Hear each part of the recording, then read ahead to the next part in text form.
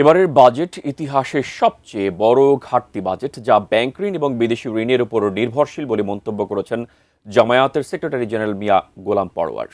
শুক্রবার সকালে কেন্দ্রীয় কার্যালয়ে আনুষ্ঠানিক বাজেট প্রতিক্রিয়ায় গোলাম পরোয়ার বলেন, বাজেটে করের জাল তৈরি করে জনজীবনে দুর্বিষহ করেছে।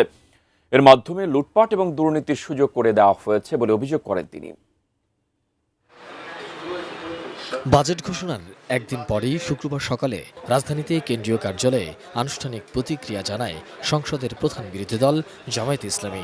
আমাদের প্রজন্ম তৈরির জন্য যে বড় খাত, এটাতে বাজেটের সর্বোচ্চ দেওয়া উচিত ছিল, যেটা জামায়াত ইসলামী প্রস্তাব করেছে। দলের সেক্রেটারি জেনারেল মিয়া গোলাম পরোয়ার বলেন, এবারের বাজেট ইতিহাসের সবচেয়ে বড় ঘাটতি বাজেট, যা ব্যাংক ঋণ এবং বিদেশি ঋণের উপর নির্ভরশীল। এবারের বাজেটটা ইতিহাসের সবচেয়ে বড় অঙ্কের একটা ঘাটতি বাজেট পেশ করা হয়েছে। সেকেন্ড, এই বাজেটটা বিরাট ঋণ নির্ভর।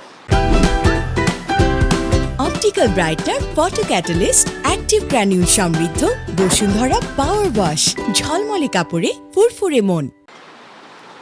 এবং সে ঋণের মধ্যে ব্যাংক লোনের উপরে নির্ভরশীলতা, বিদেশ ঋণের উপরে নির্ভরশীলতা, এটা বেড়েছে। 36,450 কোটি টাকা ঘাটতি বাজেট। তো এটা কোথা থেকে ঘাটতি পূরণ করা হবে?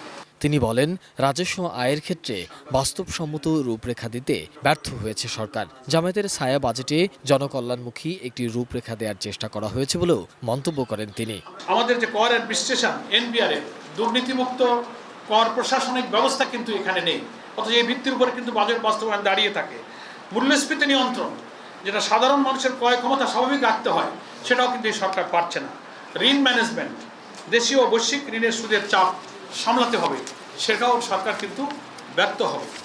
সংশোধন করে জনকল্যাণমুখী বাজেট প্রণয়নের প্রস্তাব জানানোর পাশাপাশি জুলাই সনদের ভিত্তিতে বাজেট বাস্তবায়ন না হওয়ার কারণে দুর্নীতির সুযোগ থেকে যাচ্ছে বলেও মন্তব্য করেন জামায়াতের এই সেক্রেটারি জেনারেল। এখানেও যেন সংখ্যাগরিষ্ঠতার জোরে গণভোটের রায় না মেনে যেমন জনগণের বিরুদ্ধে গিয়েছেন, এই গণবিরোধী বাজেট জোর করে চাপিয়ে দিয়ে আপনারা আর জনগণের বিরুদ্ধে যাবেন না। মোহাম্মদ সোহাগ বিশ্বাস, এটিএন নিউজ, ঢাকা।